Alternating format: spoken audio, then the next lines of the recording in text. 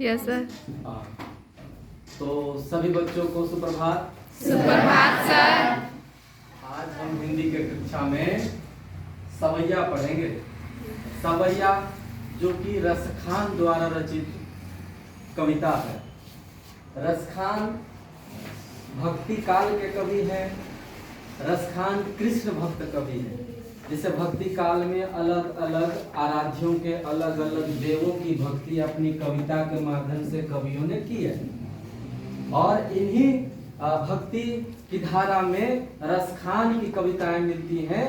जो उनकी कविता की शैली है, उस शैली को हम लोग सवैया बोलते हैं। जैसे हमने पूर्व की कक्षाओं में पढ़ी है, हमने वाक की कविता पढ़ी, ललदत की कविता वाक पढ़ी।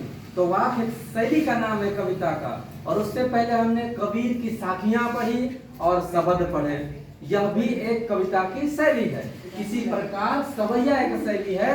हमारे कक्षा में रसखान के 4 सवैये दिए गए हैं कक्षा की पाठ्य पुस्तक में। उन 4 सवैयों में से में जो पहला सवैया है, पहला सवैया ये है। पहला सवैया का आज हम लोग इसको पढ़ेंगे।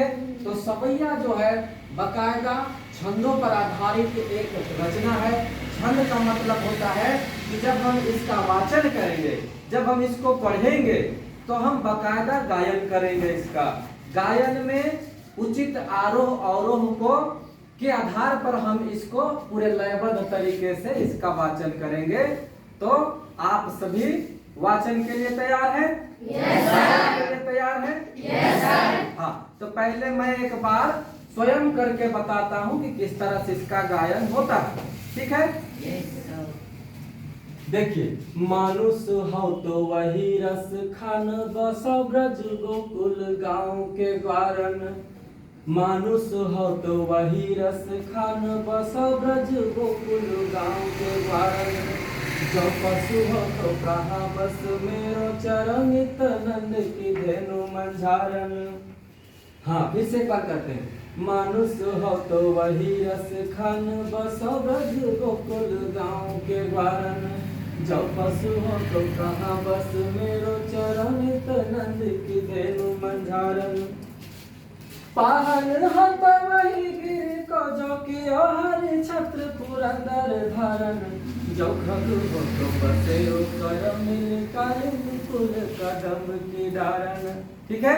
Yes sir. इसको इस तरह से मतलब रसखान जो है कृष्ण से इतना प्रेम करते हैं, कृष्ण की भक्ति में इतना लीन है, कृष्ण से उनको इतना जुड़ाव है, इतना लगाव है कि वह अपने इस जीवन में जो जहाँ पे वो पैदा हुए हैं, जिस स्थिति में रह रहे हैं, उस स्थिति को लेकर पश्चाताप करते हैं और यह उम्मीद करते हैं, आशा करते हैं कि यदि सच में मनुष्य का अगर दूसरा जन्म होता है, जैसा कि समाज में प्रचलित है ना, ये प्रचलित है कि मनुष्य दूसरी बार भी जन्म लेता है।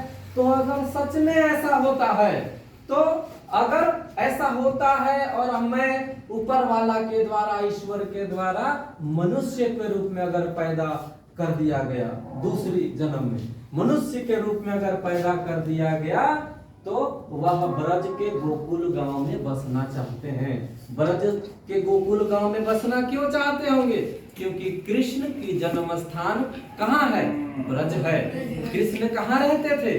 ब्रज में रहते थे। तो चूंकि वह ब्रज का, कृष्ण का स्थान है वह ब्रज, इसलिए अगर मनुष्य पैदा कर दिए गए तो कौन सा स्थान में पैदा होना चाहते हैं? देखो, इसमें बहुत सारे ऐसे शब्द होंगे जिसका मतलब तुम लोग को नहीं आ रहा होगा। तो तुम अपना पेंसिल निकालो। पेंसिल निकालने के बाद यह जो तुम्हारे पाठ्य पुस्तक में सवैया है, जिस जिस शब्द का अर्थ बताऊंगा उसको उसके बगल में लिख देना एरो करके, और बाद में फिर अपना कॉपी में नोट डाउन करना, और इसके बाद जो भी पेंसिल से बुक में मार्क कर रहे हैं उसको मिटा देना है। समझ गए? हाँ, तो मानुष का मतलब हो गया मनुष्य। मानुष का मतलब क्या हो गया? मनुष्य। हम तो हो गए, तो अगर मनुष्य के रूप में पैदा हो गए तो वही रस खान बसम ब्रज गोकुल गांव के कारण मतलब बसना चाहते हैं गोकुल गांव के ग्वालों के बीच में। ग्वालन मतलब जो गायों को पालने वाले ग्वाल होते हैं, ग्वालनी लोग होते हैं, उन ग्वाल ग्वालनी के बीच में हम बसना चाहते हैं। क्यों? क्योंकि कृष्ण इन्हीं के बीच में पले बढ़े हैं, इन्हीं के बीच में रहे हैं। समझ गए? हाँ। अगली पंक्ति जो है, जब पशु हो तो पहला तो मनुष्य था, अब अगर मनुष्य ना होके अगर पशु के रूप में पैदा हो गए, पशु के रूप में अगर दूसरी बार जन्म हुआ मेरा, जब पशु हो तो कहां बस मेरो? क्योंकि जो जन्म है मेरो, अब लिखा नहीं था। हाँ, कहां बस मेरो मतलब हम किस रूप में अगली बार पैदा होंगे, जन्म कर दिए जाएंगे, ये तो मुझे नहीं पता, या मेरे बस की बात नहीं। कहां बस मेरो? मनुष्य होंगे कि पशु होंगे कि कुछ और रूप में पैदा कर दिए जाएंगे, ये मेरे बस में नहीं है। तो इसलिए मनुष्य ना होके अगर पशु के रूप में जन्म होता है तो चरम नित नंद की धेनु मंझारन। नंद मतलब कृष्ण के पिताजी और धेनु मतलब गाय।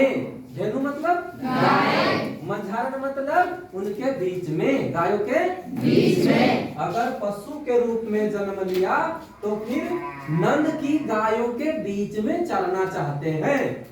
क्या करना चाहते हैं? नंद के गायों के बीच में चलना चाहते हैं। क्या तुमको अंदाजा है ऐसा क्यों चाहते हैं? क्योंकि कृष्ण जो है गैयों को चराने जाते थे, गायों को चराने जाते थे, और चराने के क्रम में अगर तुम लोग भी जाते होगे तो तुम लोग देखता होगा कि जिस भी जानवर पशु को चराने गए हो उसके आसपास रहते हो, उसके साथ रहते हो। तो गायों के बीच में रहते थे। नंद के नंदलाल मतलब कौन? कृष्ण। तो कृष्ण जो है इन गायों के बीच में रहते थे, इसलिए यदि गाय बना दिए गए तो हम उन्हीं गायों के बीच में चलना चाहते हैं जो नंद की गाय है ना, क्योंकि नंद की गायों को कृष्ण चराया करते थे। ये दूसरी पंक्ति की बात। तीसरी पंक्ति में पाहन हो तो वही गिर को। पाहन का मतलब यहाँ बता दे, पाहन का मतलब पत्थर। पाहन का मतलब पत्थर। पत्थर अगर न मनुष्य बनाए न पशु बनाए, अब हमको ईश्वर ने पत्थर बना दिया अगले जन्म में। क्या बना दिया? पत्थर बना दिया। तो उस गिर का मतलब होता है पर्वत। गिर का मतलब पर्वत। तो उस गिर का पत्थर बनना चाहता है वो, जो कियो हरि छत्र पुरंदर धारण। एक बार की बात है जब पूरे इंद्र देवता अपने आक्रोश में आ गए थे, तो पूरे सृष्टि को ना हो तबाह मचा देना चाहते थे। समझ गए? वह पानी बरसाए जा रहे हैं, बरसाए जा रहे हैं, बरसाए जा रहे हैं। जनता जो है, जो कल माने जो हमारा समाज में जितने लोग हैं सब त्राही त्राही त्राही है ना, सब प्रकार के जीव जंतु, मनुष्य लेके कोई जंतु तक सारे त्राही त्राही हो गए। सभी कृष्ण के पास गए। कृष्ण ने गोवर्धन पर्वत को ऐसे इस उंगली में उठा लिया और पूरे इलाका के लिए छत्र धारण कर लिया।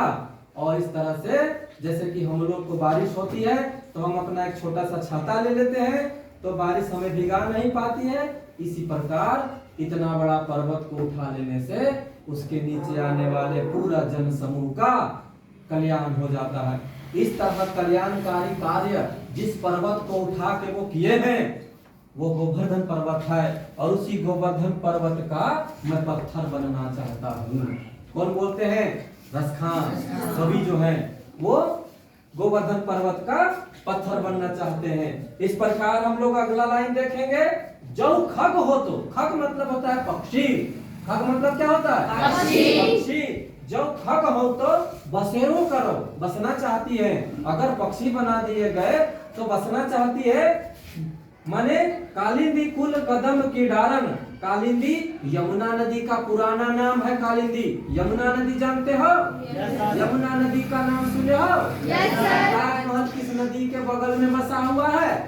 यमुना नदी। इसी यमुना नदी का नाम पहले था कालिंदी। इसका पुराना नाम क्या है? कालिंदी। कालिंदी कुल कहने का तात्पर्य हुआ कि यमुना नदी के किनारे कदम का पेड़, जमुना नदी के किनारे जो कदम का पेड़ है, जिस कदम के पेड़ में अक्सर कृष्ण जाया करते थे और अपनी मुरली बजाया करते थे, उनको उस कदम का पेड़ से बहुत लगाव था। किनको? कृष्ण को। इसलिए वह उस कदम के पेड़ में घोंसला बना के बसना चाहता है, जो रसखान कवि है। समझ गया? क्योंकि उस कदम का पेड़ से कृष्ण का लगाव बहुत था, इसलिए यदि पक्षी के रूप में अगर पैदा फरमाए मतलब जन्म हुआ, तो वह जमुना नदी के किनारे वाला कदम का पेड़ में घोंसला बना के वो रहना चाहते हैं। ऐसा चारों पंक्ति में किसी न किसी की तरह से, किसी न किसी माध्यम से वह कृष्ण का सानिध्य चाहते हैं। कृष्ण जिन जिन चीजों से कृष्ण का वास्ता रहा है, संपर्क रहा है, उनका संबंध रहा है, उन्हीं चीजों का वो सानिध्य चाहते हैं, उनके साथ में होना चाहते हैं, ताकि कृष्ण को महसूस कर सकें, कृष्ण के पास जा सकें, कृष्ण को और पास से महसूस कर सकें। ऐसा सिर्फ इसलिए है क्योंकि कृष्ण से कवि रसखान बहुत प्रेम करता है, बहुत अनन्य प्रेम जिसको बोलते हैं, जिसकी गणना, जैसे किसी को बोला जाता है तुम फलना से कितना प्रेम करते हो, तो इतना प्रेम करते हो, इतना प्रेम करते हैं, इतना प्रेम करते हैं, क्या पता है कितना प्रेम करते हैं, ऐसा करके भी हो सकता है। लेकिन यहाँ प्रेम का कोई पैमाना नहीं, कोई मापदंड नहीं, कोई सीमा नहीं, अनन्य प्रेम जिसको कोई सीमा ही नहीं है। समझ गया? इतना प्रेम करते हैं और इतना भक्ति है उनके लिए मन में, कृष्ण के लिए कवि के मन में। कवि का नाम क्या है? रसखान। तो इसलिए ये इस तरह का अगले जन्म में वो बनना चाहते हैं। यह इन कविताओं के माध्यम से यह बताना चाहते हैं कि कृष्ण उनके लिए कितना महत्वपूर्ण है ना? कृष्ण से वो कितनी प्रेम करते हैं, कितनी माने निष्ठा के साथ उनके साथ रहना चाहते हैं, ये सारा बताने का प्रयास इन्होंने कवि ने किया है। ठीक है? इस तरह से यह पहला हमारा सवैया समाप्त होता है। धन्यवाद।